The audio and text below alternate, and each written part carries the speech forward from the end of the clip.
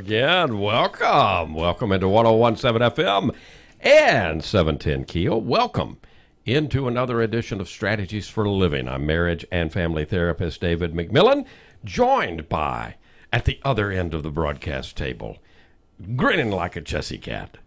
She is PLPC, Carla McCormick. That is I. Hi, Dave. Hey, Carla, did you miss me? I did miss you. It was a strange week last week. We were off on Monday. You were there Tuesday, gone on Wednesday. We didn't do the show Friday. You flew solo on, what was it, Wednesday night? Wednesday night. You did good. You did so good. Oh, Ruben helped me. Thanks to our ace producer. He is Rapid Ruben Wright. Good evening, everybody. And let me ask both of you a question to set the stage tonight.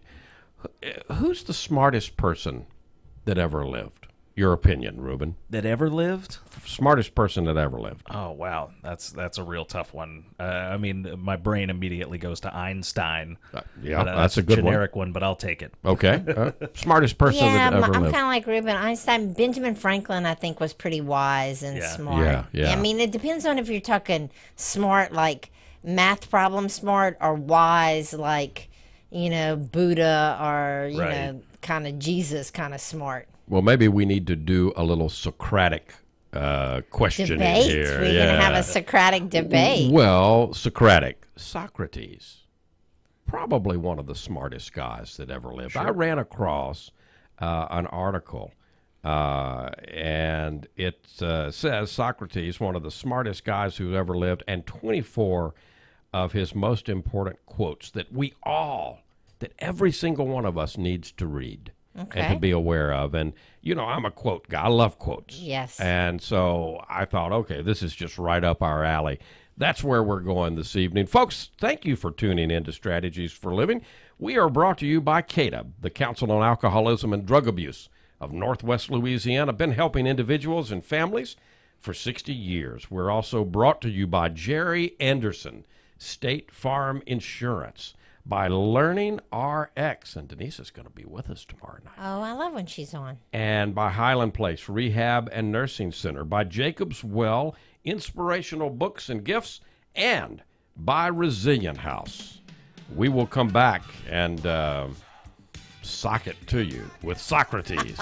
Am I showing my 70s or what? Oh, jeez. Yeah, I know. Suck it to me. We'll be back.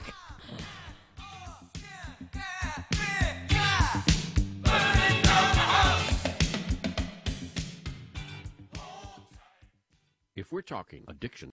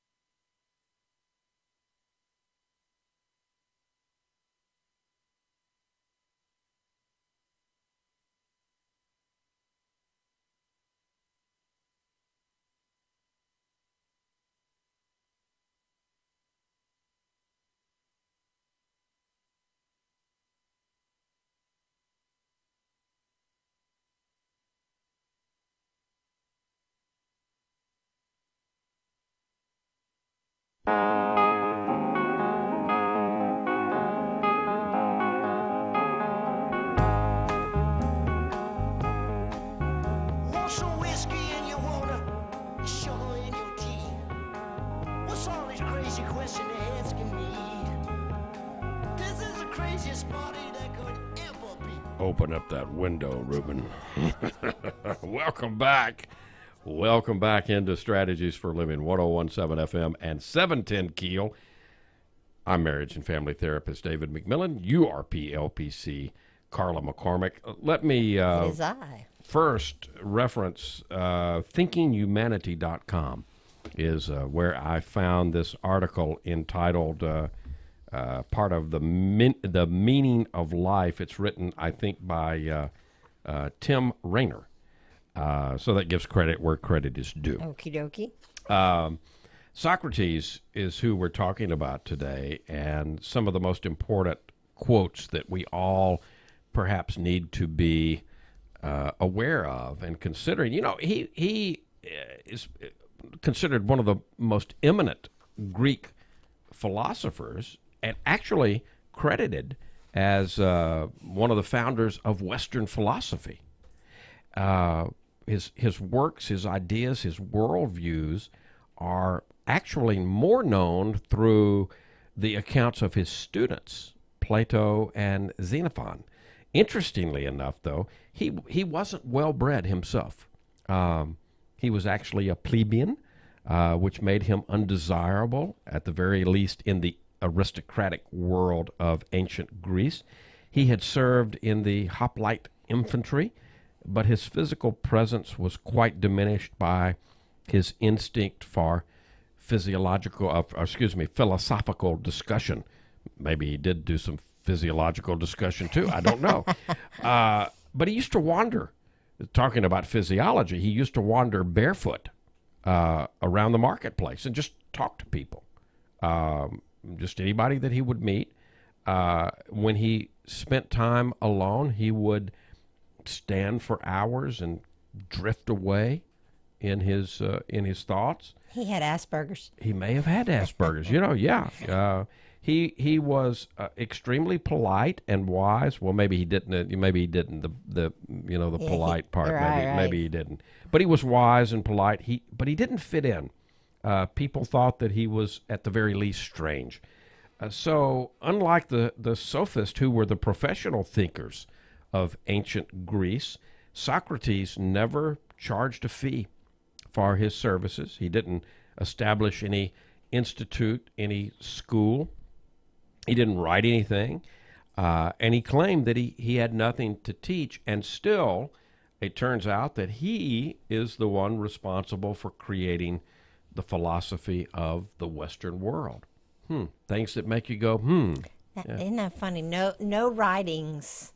But I guess Plato kind of immortalized him. Absolutely. I mean, Plato's writings. Yeah, absolutely. Yeah. Socrates' career actually started when the oracle at Delphi claimed him to be the wisest man alive. So consequently, he indeed had quite a reputation to deal with. Everybody wanted to meet him after that, to know more about his ideas. However, he was the only one stumped by. He seemed stumped by this judgment.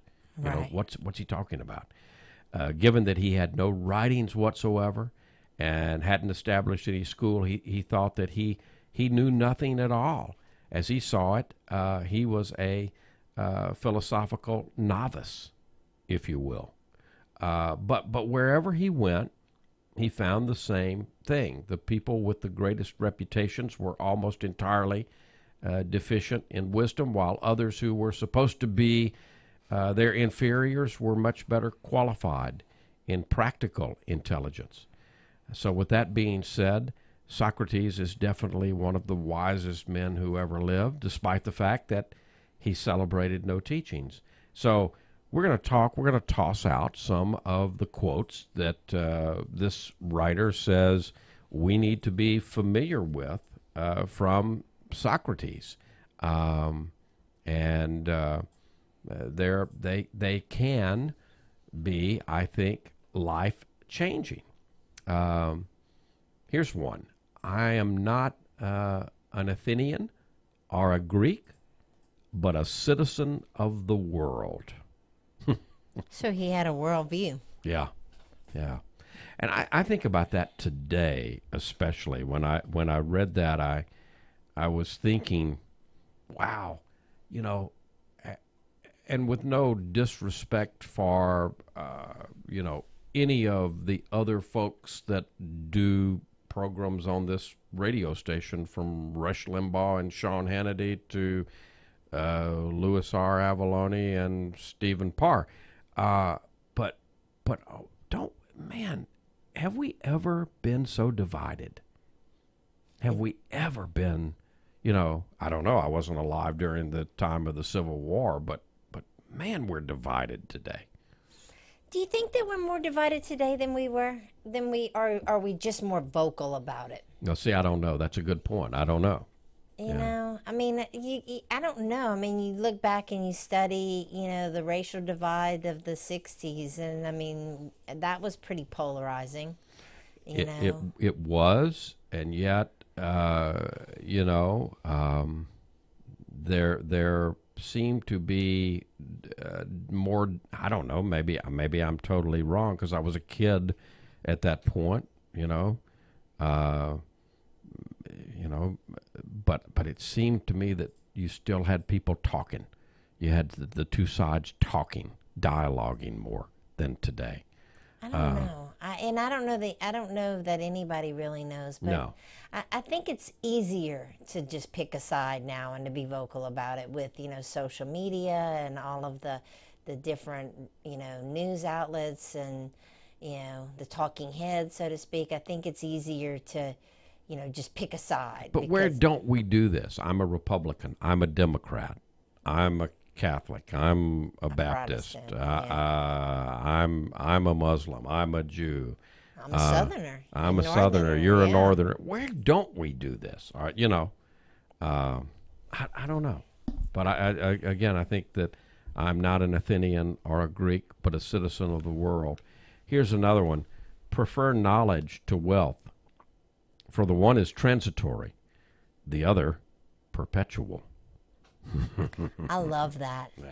You know what I love? I love that, like back in the day when people went to college, it wasn't necessarily just about getting a degree to have a job. It was about learning. Yeah. Where it was okay to go to college and get a general studies degree because you were learning about music and the world and life. And now it's all about preparing you to get a job. It's not just about learning. Yeah, and not just on the college level too, huh? I mean, are we so focused now? I'm thinking about even at the earlier grades, having to teach to the test. Right. And not learning about music and art and different cultures in the world. I mean, I think sometimes we're so focused on, you got to learn this so you can get a job, so you can be an engineer or a plumber or a welder or wherever you're going to go. We don't learn, or I think. Do you learn how to learn? Well, or we miss the joy of learning just to learn. Yeah. I'm going to learn something new just because it's fun to learn and it's interesting. Yeah. Isn't one of the most important things that we can continue to have throughout our lives curiosity? We've talked about that several times on the show about being curious, and having a natural curiosity keeps you young. Being willing to question everything, including myself and how I think. And what I've been taught. Yeah, and part of my ego. Yeah. And how I feel about what I've been taught. Yeah. Yeah, I agree. Of course, I love learning new things and meeting new people, and it makes me sad. What's a quote I heard? If all of your friends think like you, look like you, talk like you, dress like you, maybe your circle of friends is too small. And maybe your world is pretty boring. Huh? Yeah. It's a pretty narrow world view. Understanding a question is half an answer. Oh, wait, now I'm going to have to think about that one a little bit. Understanding a question is half an answer. So that one got me because I think, I'm quick. I'm perhaps too quick sometimes to begin to answer before I think I truly understand what somebody is really asking. Do you ever play that game, Why? Like you ask somebody a question, David, did you have a good day today? Yeah, I did. Why? Because I feel good. Why? Yeah. Yeah, it's hard, huh? Because you have to dig deep and you Yeah. have to find out what's really behind your answers. How much of our life today, and maybe the social media and our cell phones and our devices have brought this along, but how much of our life today is so surface, right, and not deep? You're getting at the depth when you keep going with the whys, don't you? Right. Well, and what do we work on in therapy so often is, well, I want to be happy. Well, what is happy? And figuring out what your happy is. How do you get to happy? You can't get there if you don't know what it is, right? Right. Ruben, did you ever think that we would be dealing with such a wise woman? I'm sorry. Stop it. We'll be back. They're picking on me, guys.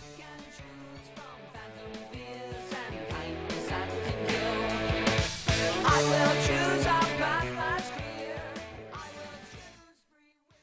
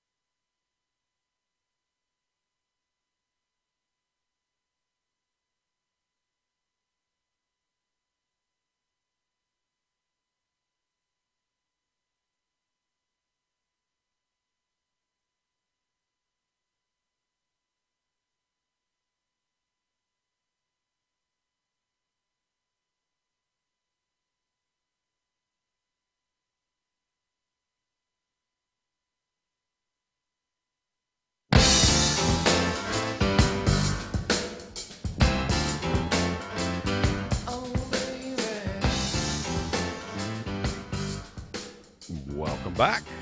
Welcome back to Strategies for Living. PLPC Carla McCormick, a wise woman. WHYS. Wise woman. Yes, she will ask you why. And marriage and family therapist David McMillan talking about Socrates, one of the smartest people who ever lived, and some of the quotes that everybody needs to know from Socrates. Here's a good one. True wisdom comes to each of us when we realize how little we understand about life, ourselves, and the world around us. Now, see, I kind of connect that one back to what we were talking about at the first quote.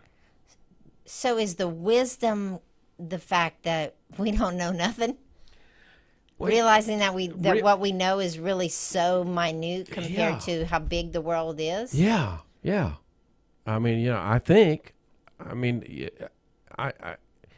talk a lot about the ego, what I call the operating system. That compilation of all the energy that I was taught, and the words, the messages, the stories that are Right. just packed full. Our operating system. Our operating system, our DOS, that many of us don't even realize is running. A lot of it gets programmed into us in the first 5 or 6 years of our life. If we don't know it's there, oh my goodness, it's just like DOS operating. If Ruben gets in and reprograms my DOS, I might take a perfectly good computer and want to throw it out the window. I'd like to be reset to original factory settings, please. But I think of that and that alone, when I look at this. True wisdom comes to each of us when we realize how little we understand about life, ourselves, and the world around us. So is it the humility? Is it being Well, I think- humble enough to go, what I know is just so small? I think that's one part of it.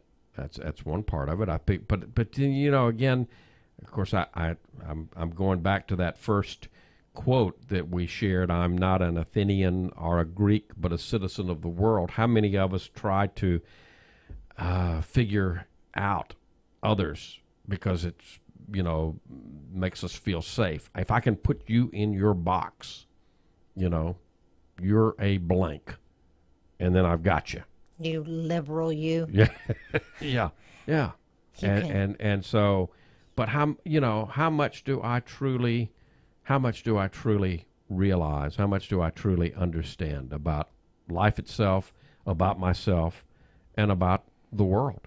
Or about other people. Yeah, Yeah, well, because what we know is the more that we come to know other people. If you know me as a person and you learn to love me or like me, then the fact that I'm a different race, color, ethnicity, political religion, party, whatever, religion. Yeah, then you can overlook that because I'm someone you care about and I'm someone you love.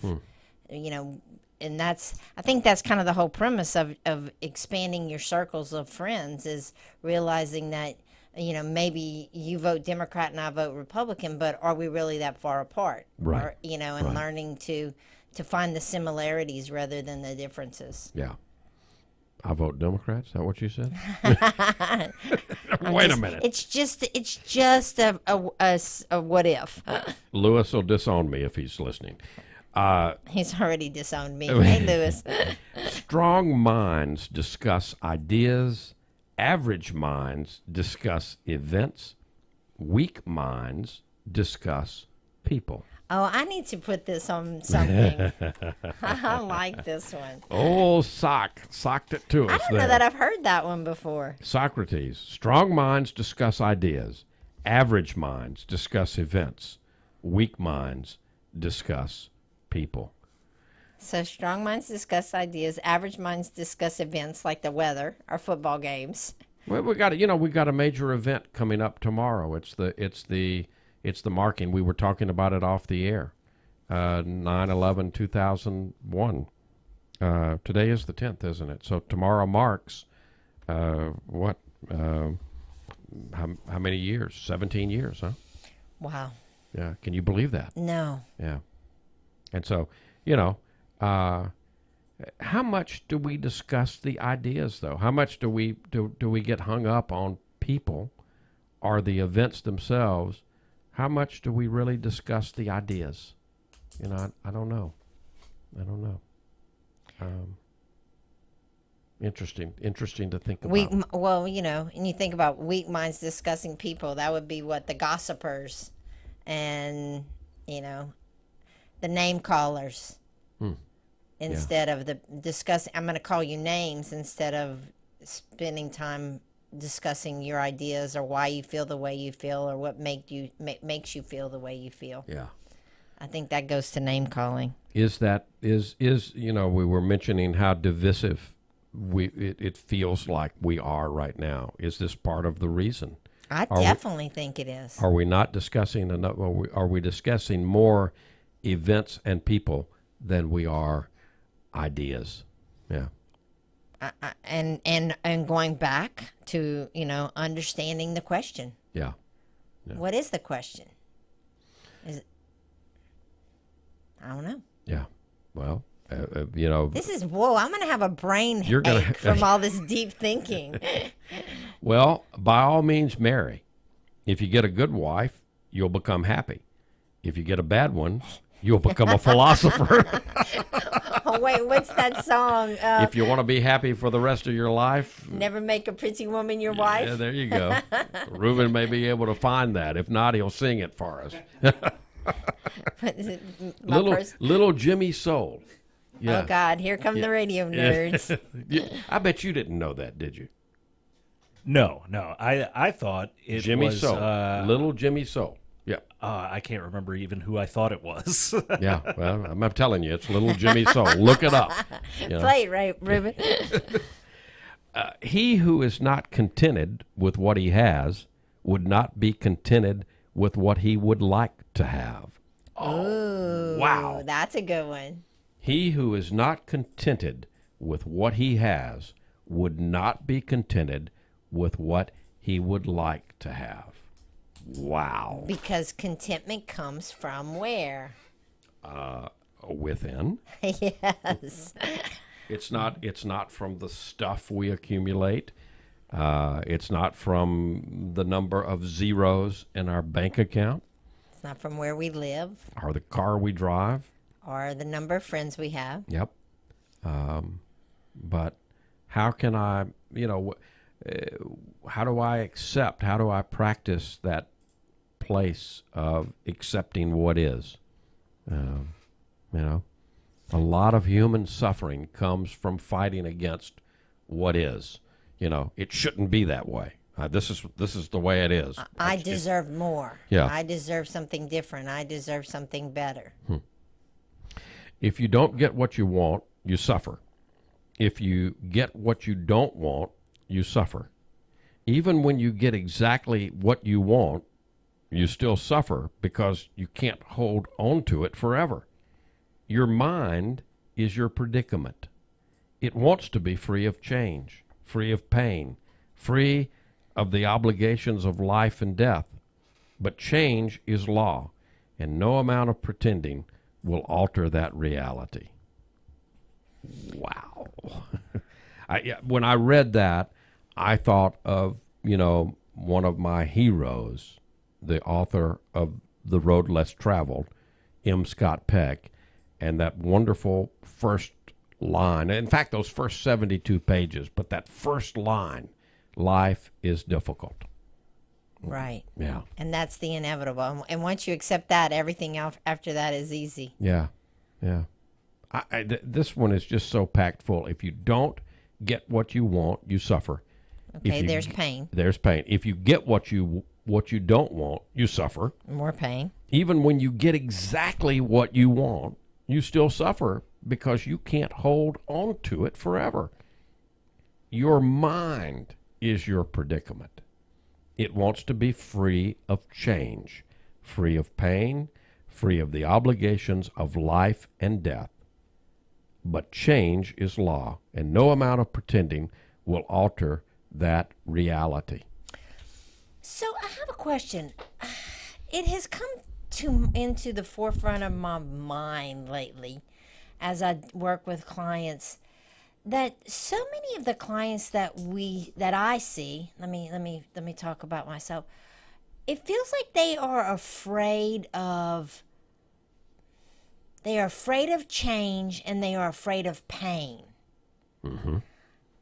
Like And- they and- expect to live a life free of both. And again, life brings both change and pain. That's the law, because we live in this world where there is life and death, right? Are we doing a bad job of teaching kids that that is inevitable and that life is not going to be pain free even when it's good? But the challenge is how we deal with that pain and how we deal with that inevitability, so to speak. Yeah. Yeah. Because when you talk to clients, when I talk to clients that are suffering from depression and they seem to be carrying all this pain, that they a lot of times is just average pain that and part of the life cycle that we all go through. Well, I mentioned those first 72 pages of The Road Less Traveled a minute ago, and one of the Right. things that he talks about is that from birth to death, life is a series of things that have to be given up. That's just Losses. reality. From the womb, from having all of our needs met within the womb, to being 2 and 3 and the world revolving around us, to being, the invincible 12-year-old, 13-year-old, 14-year-old. If I dream it, I can imagine doing it. I can do it. To the reality of the sexual potency of our 20s and having to give that up. Life is a series from birth to death of things that we give up. And the point that he makes is that grieving is the way that we become okay with loss. But he says we don't teach our children to grieve, which is what I think you're saying. I think that may be what I'm saying. Being able to deal with it, and is that where grit and tenacity come into place? I mean, I think of the word resilience. I mean, is that where that comes into play? The ability to be able to kind of roll with the punches, so to speak. Yeah, yeah. And do we become neurotic when we can't? Will I become, I mean, when we talk about the, I don't know, the narcissist, Yeah. and their need for control, Yeah, yeah. is that the inability to be able to kind of roll with the suffering? Roll with the suffering, be okay with the pain and the ups and, And the the downs, disappointments. the change of life. Yeah. Right. Our life strategist Gary Tiemann, Yeah. social worker Gary Tiemann, one of the things that he talks about is that life is a irreconcilable phenomenon. Meaning? Meaning none of us are getting out of here alive. Right. It's irreconcilable. The ego, and the point he makes is the ego. Our ego tells us that somehow, some way, we'll solve this thing. We can solve this thing. Yeah. And yet nobody's going I'm to. going to It's- be different. It's irreconcilable. Yeah. Life is an irreconcilable phenomenon. Nobody's getting out alive. And yet this ego of ours, this operating system, would have me believe that, well, that happens to I acknowledge death is out there, but it happens to everybody else. It doesn't happen to me or to us. And yet, inevitably it does. Life is a irreconcilable phenomenon. Just got to accept it. Yeah. And learn to roll with the punch. I mean, and the disappointments and the pain and everything else. I think that's the measure of our tenacity. Talking about Socrates, one of the smartest people who ever lived, and some of the things that he said that we all need to consider today here on Strategies. Break your heart when you're down so low, you cannot fall. Would you change?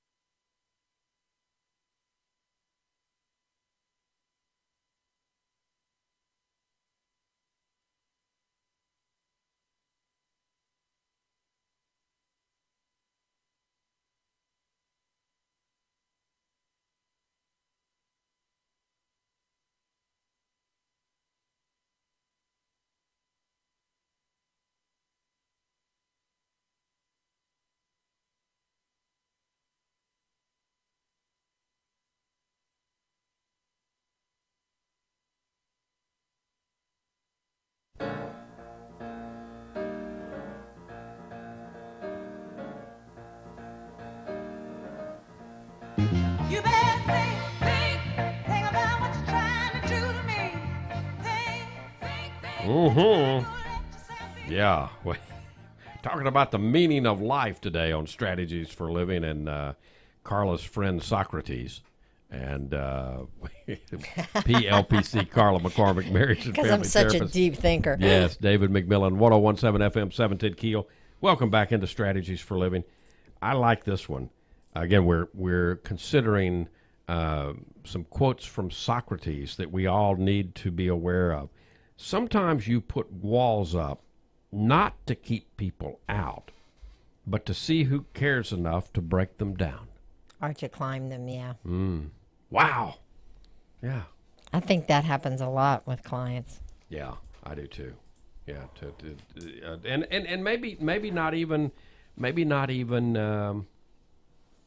at the conscious level. Oh, I would agree. Yeah. I mean, who's willing to put in the work Yeah. in this relationship? Related to the song, the bumper song that Ruben just played to bring us back in, to find yourself, think for yourself. Oh, boy, that's a deep one, isn't it? Why is that scary for some people?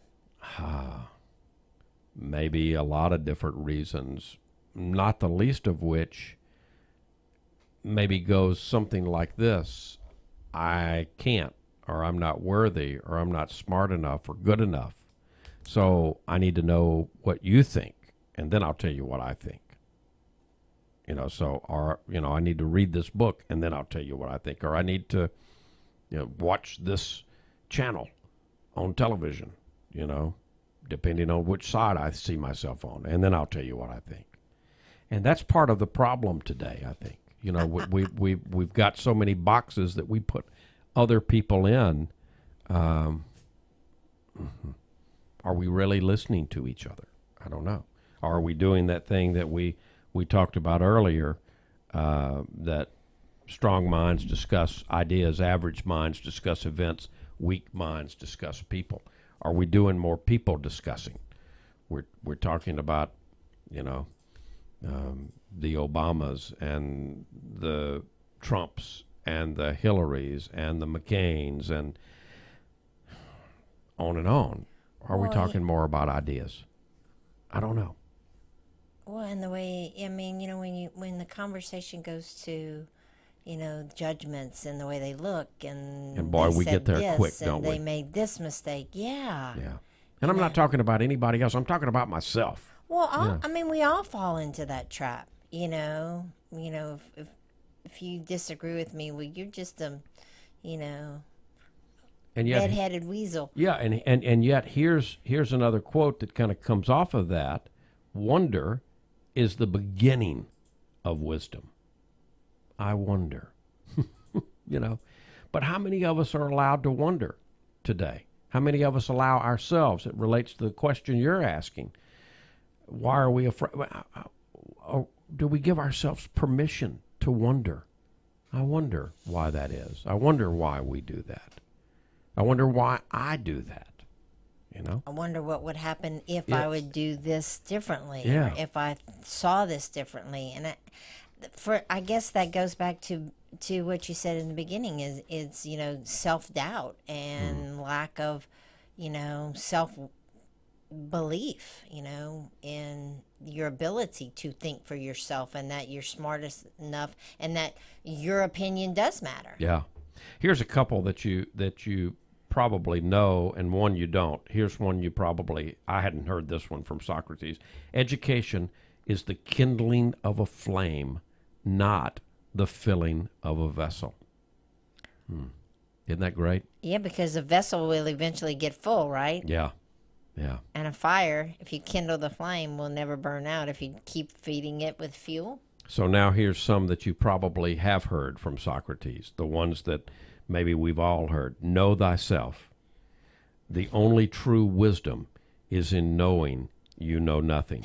That kind of goes back to the one earlier.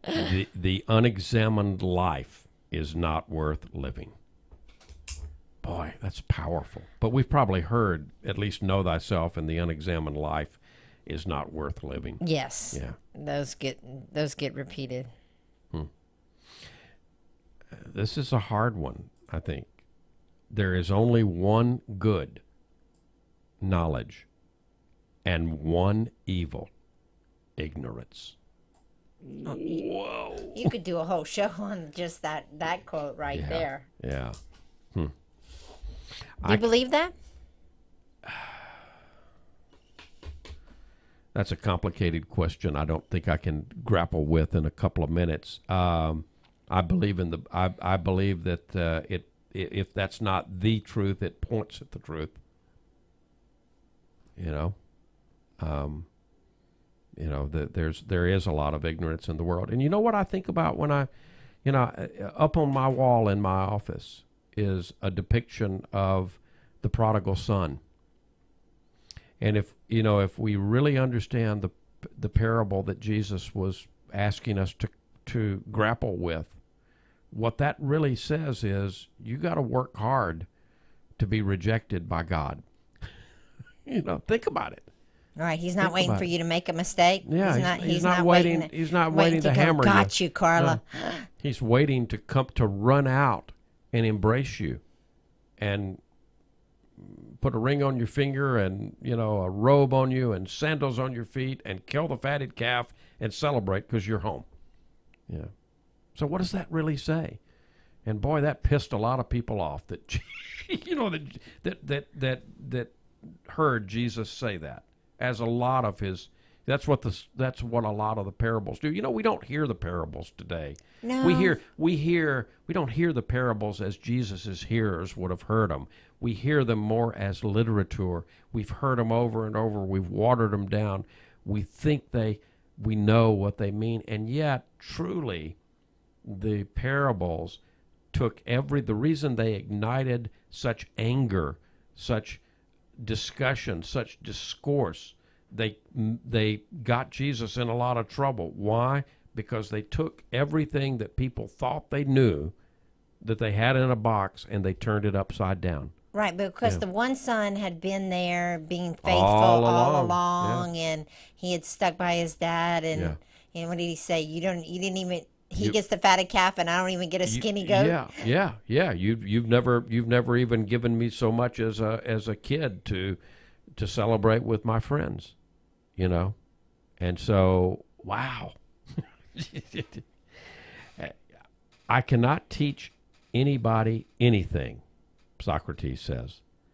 I can only make them think. And as a therapist, that's our job, right? To make you think. And is he making us think today? I know, my brain's hurting. But be kind, for everyone you meet is fighting a hard battle. That's one of my favorites. That's one of my there are some things that get kind of seared into you, that change the way you see the world and change the way you live. That's one of them. And that's one of them. Wow.